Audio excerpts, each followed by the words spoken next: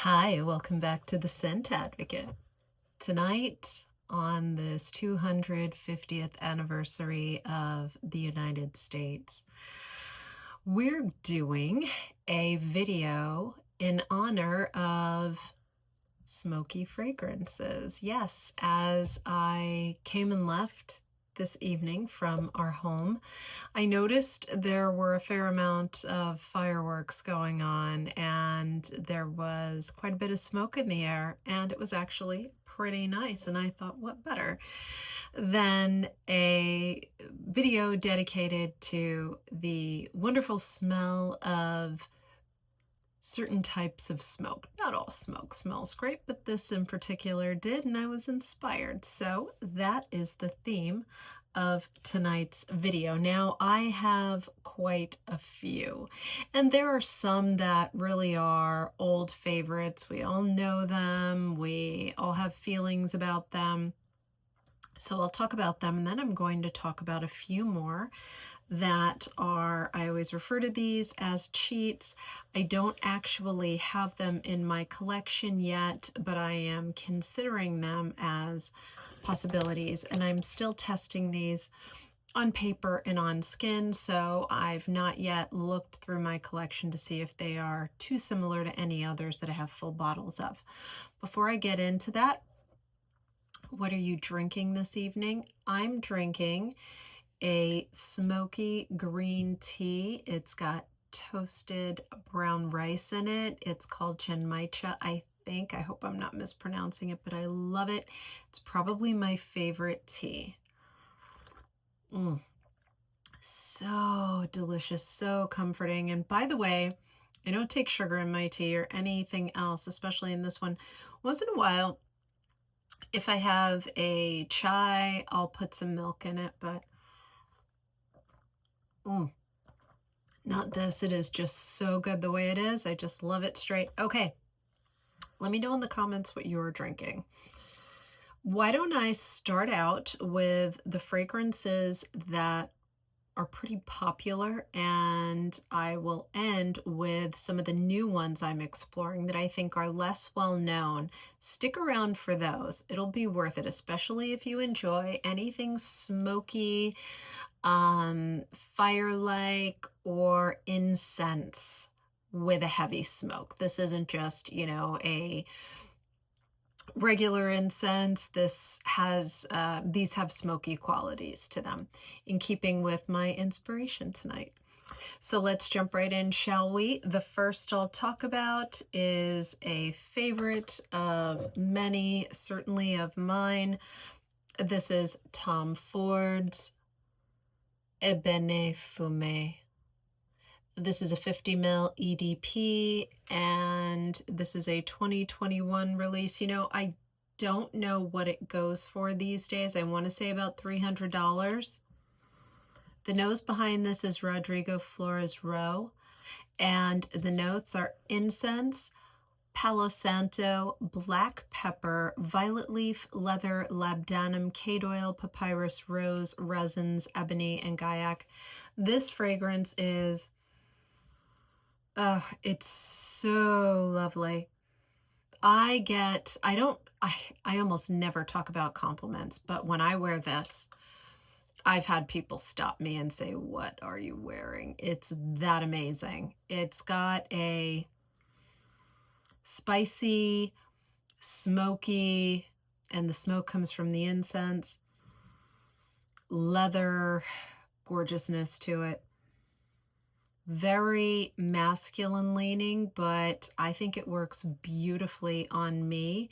And I think I tolerate, and somewhat my skin chemistry feminizes fragrances that on everyone else, I shouldn't say on everyone else, on many people are masculine, and certainly on paper they come across as masculine, but on me they just work. I think it's just something about me. Maybe it happens to you too. Let me know in the comments, but this smells amazing on me, and the ones who have stopped me and asked me what I'm wearing so that they could get a bottle themselves are always women. And for those women out there, you know that very often it is much harder to get a compliment out of another woman. And I definitely get a fair amount out of women with this.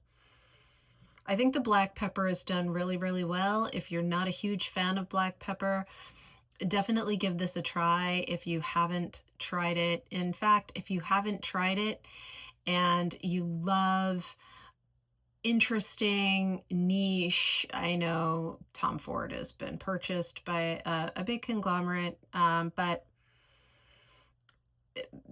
this has that niche feel to it. And if you appreciate those kinds of really singular, beautifully crafted, artistic fragrances, you owe it to yourself to try this one, Ébène Fumé by Tom Ford. One more time, there we go. All right, moving on. Another favorite, I think most people know this one, and oh gosh, I don't know what I'm gonna do because I'm running really low. This is By the Fireplace by Maison Margiela. This is a 100 ml EDT released in 2015, and this goes for about $170. The nose behind this is Marie Salamagne. The notes in this are cloves, pink pepper, orange blossom, chestnut, gaiac, juniper, vanilla, Peru balsam, and cashmeran. This fragrance was part of my early endeavors into niche, and the house has certainly gotten much more popular over the years. I think a lot of people have heard of this fragrance. Many have tried it. But to me, it's always going to be close to my heart because it really just sent me off into the stratosphere. And I knew that my love of fragrance, something I've had my whole life, was set off in a whole new direction. There's a strong vanilla in this. It's a toasted vanilla. It's got a smokiness to it. If you are not a fan of cloves and you haven't tried this fragrance, this, to me, the cloves are really muted. It's there, but I bet if you didn't know, you wouldn't know. When you do know, you tend to pick them out, right? Pick out these notes, these more obscured notes. The pink pepper is nicely done, soft, fruity pepper, as opposed to, the slightly sharper black pepper. The juniper, Peru balsam, very subdued. Vanilla is definitely there, and the cashmeran is beautifully there. Now, chestnut. Sure, why not? I mean, I definitely think that this reminds me of, walking through Rockefeller Center when I was working in Manhattan, in Midtown. I was at this amazing hedge fund at the time, and, work late. Started early, worked really late, and in the wintertime, it was so wonderful. There would be all of these roasted chestnut vendors everywhere as I'd walk across town to catch the train home. And the smell was fantastic, but I don't know that they didn't do something with vanilla, but there is a familiarity between this fragrance and that fragrance. There were often other nuts sold by these vendors, so they'd have like pralines or candy coated I don't know, cashews or almonds, things like that, and very often there's like a vanilla to those, so I'm really not sure. But the chestnuts were lovely. They were warm, they were Christmassy and comforting, and these cold, blustery nights, there was a sense of warmth and community and safety and the spirit of the holidays and beauty. And I definitely think this fragrance has that spirit. The smokiness, of course, comes from all of these fragrances combined. It's a smokiness that I think sits in predominantly the juniper meets balsam meets the pepper. I think that's where it comes from. But whatever it is, it's exquisite. It's it's an icon among fragrances. In my opinion, it is by the Fireplace by Maison, Margiela. Moving on, we've got another that I think many of you know and I've talked about before. It is Winter of 99 by Kerosene. This fragrance is newer to my collection.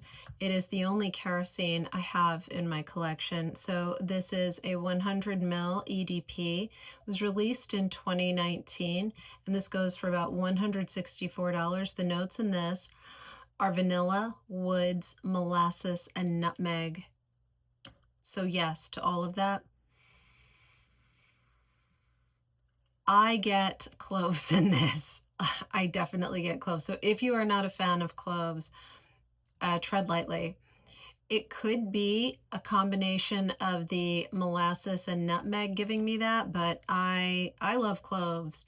I cook with cloves, and my mother has always cooked with cloves, so cloves have been part of my life, my whole life, and I definitely get cloves in here. I also get a fair amount of wet tobacco, and you know, it's just very, you know, campfire in the evening, chilly night, you know, definitely a nod to the season of autumn. Little woodland creatures scurrying about in the distance, someone softly playing an acoustic guitar, maybe, you know, an Eagles song of some kind, and just, you know, you got the best of my love, and it's just this, and good friends, and a fire. Beautiful stuff. Winter of 99 by Kerosene, a smoky, gorgeous concoction you absolutely must try. Moving on, we've got, oh yeah, I had to throw in a Prin L'Homme Rose, you know it. Burning Ben by Stranger's Parfumerie. Prin L'Homme Rose, of course, is the nose behind this. This is a 30 ml. It's an EDP. It goes for about $90, and this was released in 2018. This fragrance is, so it's got Hey Absolute, plum, espresso, tobacco, hazelnut, leather, patchouli incense, dark chocolate, tar, and castoreum, I think for sure. The incense gives it that smoky quality, so this is smoky, deep, passionate. I put in my notes, love on fire, and indeed it is. There's an intimacy that just lasts and is so at home in your skin, on your skin, breathing it in from someone else's skin. This is exquisite stuff. Very, very beautiful. The espresso, I think, gives it another layer of the exotic. And for those of you who watch the channel regularly, you know I am a coffee addict. This is not too coffee forward. It's just enough to give it something extra, something distinguishable. You know, coffee, especially espresso roast or Italian roast, the darker roasts, but those in particular, they're roasted pretty darkly. They're almost burned, I think. And that generates, I think, a smokiness to the coffee that comes across as another layer of smoke, adding to the incense in this fragrance. Burning Ben by Stranger's Parfumerie. Moving on, we've got Oddity by Rag & Bone. I've talked about this fragrance a few times too. I've had this in my collection for a while, and this just gets better and better and bigger and bigger. I don't think I've ever heard anyone talk about this. other than myself, and I cannot imagine why. This is so interesting. It's an EDP, it's 50 ml, it goes for about $150, and it's a 2016 release. This is vanilla, amber, black pepper, and vetiver, but it is a smoky bomb. Let me tell you, this is no joke. You have to like smoke, and it's rich and spicy and resinous. The black pepper is strongest up front. It dies down, leaving a beautiful vanilla amber and a smoke accord going on in the background. There's a church incense going on here too, but it's not as churchy as other incense fragrances I've smelled, and this is more smoky than church incense. Very masculine, but again, I love wearing this. It works great on me. I tend to feminize it, but on other people, it expresses beautifully as masculine. Gorgeous stuff. I don't know how easy it is to get this anymore, although when I did just search to do my notes for this video, I found it right away. I thought it had been discontinued, but apparently not. I am so tempted. I don't get backup bottles, but this is halfway gone. You can't see, but it's halfway gone, and I am tempted to get another bottle because I just adore it. Okay, that is Oddity by Rag & Bone. Next, we've got Fumabat by Couteau de Poche, and this is an EDP. It's 50 ml. It's a 2017 release, and it goes for about $180. The notes in this are green tea, galbanum, mint, pine, carnation, frankincense, oak moss, vetiver, leather, and patchouli. This is lovely. By the way, these are so, unique, these fragrances. I have to say, if you've found their fragrance twins, let me know, because I have quite a few smoky, incensey, fiery fragrances among my samples, and I've yet to find anything this exquisite. Okay, so in Fumabat, the oak moss is very forward, so is the patchouli, but especially the oak moss. This comes across as very much like a sheep style fragrance. Earthy, kind of bolstered by that green tea. The carnation gives it something of a floral vintage, but very faint in the background. The mint I'm not really getting. Here's what I'm going to say. Call me crazy, but if you like Diaghilev with a whole lot of smoke, you're gonna love this. This is really, really special. It's that, I could even see this being well, I'm not gonna go there. This is beautiful. It's got a very unique expression. Now, when I say, Diaghilev, I mean, if you like Diaghilev, you're going to like this as a smoky fragrance, right? That style of fragrance, if that's for you, you'll probably like this if you appreciate a smoky fragrance. Smoky, musky, it's sophisticated and complex. So I think about people, really sexy, successful people wearing this. Gorgeous, gorgeous, gorgeous. I could see this at a formal event, very wealthy people gathering at some kind of fundraiser in Midtown Manhattan in the winter. There's a fire going in the background. There's a beautiful table of wines that, are only the very best Bordeaux's. Gorgeous, gorgeous stuff. Fumabat by Couteau de Poche. moving on. Let's take another sip of tea, shall we? Love it. Let's do The Abandoned Mansion. Oh yes, by Imaginary Authors. Always love these fragrances. I really enjoy this house. This is an earthy gourmand. It goes for $115 for 50 ml. It's an EDP and it's a 2025 release. Yeah. This is cedar, quince, petitgrain, pimento berry, oak moss absolute, amberine, and paperbacks. So I think this is a smoky accord. The feel of this is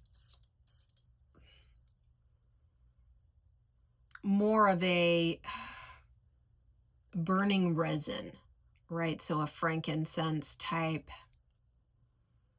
thing going on, a labdanum, a smoky burning resin. They're really, I'm not getting any benzoin, so I'm leaving that out because benzoin to me gives a vanillic type feel, and this does not.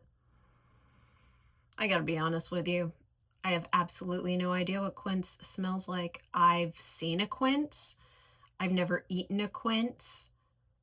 I don't know if a quince expresses itself in different ways, and maybe some quinces are smokier at different stages of ripeness. I just don't know. Quince is a mystery fruit to me, much like, I don't know, what's another mystery fruit? You know, like those biblical fruits. I think quince is a biblical fruit for sure. Like, I've never eaten a dragon fruit. I've had kumquats. I don't like them. Even though they're, you know, these little tiny oranges, just don't like them. But it's one of those fruits, right? And you just don't know. And for me, that's a quince. So I wouldn't know quince. And pimento berry. I've never heard of a pimento berry. I know what a pimento is. I know what a berry is, but a pimento berry, no. Maybe you could tell me in the comments, what does a quince smell like? What does it taste like? What about a pimento berry? Is that a figurative thing? Is a pimento berry supposed to be the little tiny pimento that's inside an olive? I don't know. Amberine. Sounds like a fantasy note, a synthetic amber. Although I think all ambers are synthetic technically, right? Real amber doesn't have a smell. Let me know in the comments again. Burnt cedar for sure I'm getting out of this. The petitgrain, sure it's there in the background. Oak moss, it's not as expressive as you might think. Paperbacks, sure. Burnt paperbacks, definitely. Gorgeous stuff. Very dark, nostalgic, old mansion. You know, the story I think I told what this was about squatters the last time I talked about it. You know, this family of squatters that just, you know, kind of tries to adversely possess some old, you know, robber barons, you know, mountain pad, and there's a raven on the front. All right. Symbolizing the ominous nature of their presence there. Gorgeous stuff, smoky, beautiful. Imaginary Authors, The Abandoned Mansion. All right, moving on to the three that, and oh gosh, I'm like way over time. Sorry for the long video, but I hope you're enjoying it as much as I am. So I have three that I looked at that I think are really interesting that I'm considering adding to my collection. The first is Incense Crush by Dorsey. And I'm still sampling this. Whoops. The nose behind this is Julien Rasquinet, and I'm a huge fan of many fragrances that he's created. So for 90 ml of this fragrance, you will pay $315 Whoa. It's an extrait though, and it is a 2024 release. The notes in this are cardamom, clove, leather, oak, olibanum, vetiver, and cedarwood. It's not a church incense. It's a smoky, spicy resin. Definitely some dry vetiver there. So it's like a burnt hardwood going on. Fragrant fire, but the aftermath of it. The fire isn't necessarily going on right now. It's safe and warm. You know, this was a bonfire and not some sort of wildfire or an accident.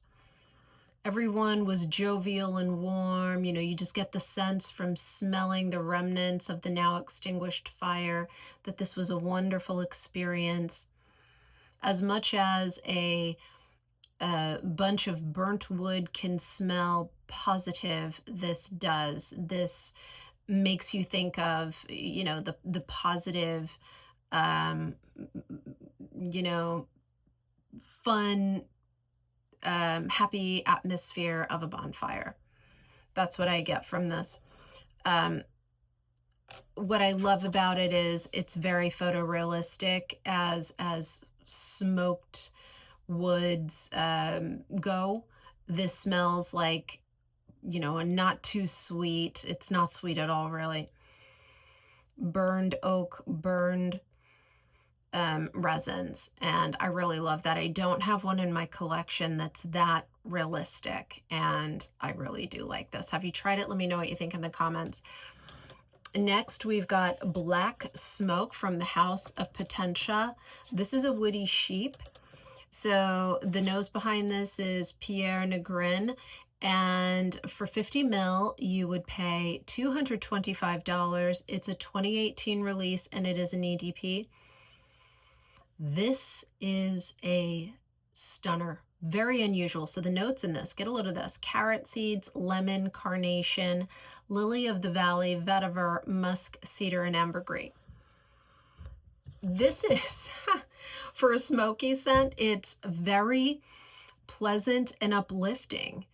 It's got the lemon and carrot that give a brightness and almost a vanillic sweetness, at least in the opening. The vanillic sweetness calms down as the fragrance dries down.